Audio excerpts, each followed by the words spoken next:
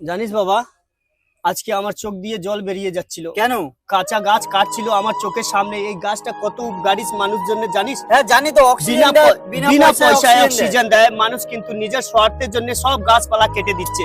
কিন্তু দেখ, একটা কাজ করবি বেটা, যেখানে দেখবি গাছটা খুব ভালো করে যত্ন করবি আর ভালো করে ওকে মানুষ করবি আর কি, ও তোর জন্য খুব ভালো জিনিস, বুঝলি? ঠিক আছে বাবা, এবার থেকে আমি বাড়িতেই গাছ লাগাবো। একটাও কোনো গাছ কাটবি না, জানো? না না না, তুমি ঠিক ঠিক আছে আছে বাবা, ঠিক আছে, যাও, আমি আজ থেকেই গাছ লাগাবো। ফাইনালি আজ 1 বছর পর গাছটা এত বড় হয়ে গেছে। যাই বাবাকে ডেকে নিয়ে আসি। বাবা তাড়াতাড়ি চলো, আমাদের জমির পিছনটা যে ফাঁকা পড়েছিল ওখানে একটা গাছ লাগিয়েছিলাম 1 বছর আগে। 1 বছর হয়ে গেল, আমি জানিই না।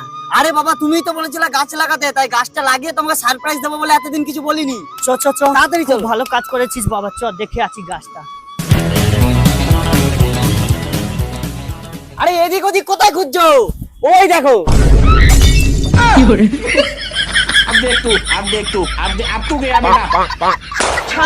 আজকে মেরেই ফেলবো তোকে। আরে বাবা, তোমার কথা শুনে তো গাছ লাগিয়েছি। তা আমি তোকে বলেছিলাম গাছ লাগাতে, শুয়োরের বাচ্চা।